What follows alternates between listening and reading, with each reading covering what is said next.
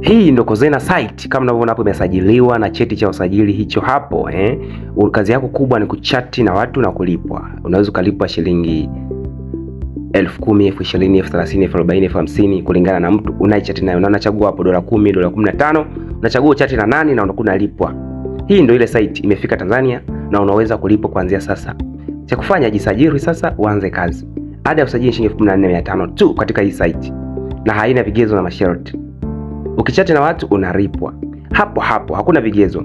Na kazi nyingine unaweza kuchagua kutafsiri lugha. Kuna kipengele hapo kiingia unakuwa unatafsiri lugha kwa Kiswahili. Unatafsiri lugha kwa Kiswahili na unakuwa unalipwa kila siku. Lakini wengi wanapendelea hii ya kuchati na watu. Unachati na watu kwa Kiswahili tu. Unachati na watu kwa Kiswahili na unakuwa unalipwa kila siku. Na ukishapata hela yako unakuwa unaweza kuitoa. Kama leo malipo yetu yalikuwa shilingi 70 tu.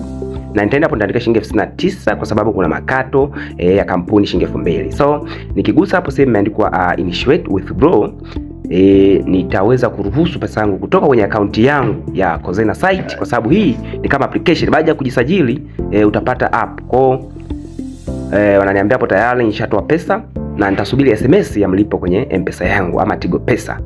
Okay? Kama unavyoona hapo nimeshapokea ujumbe wa muhamala.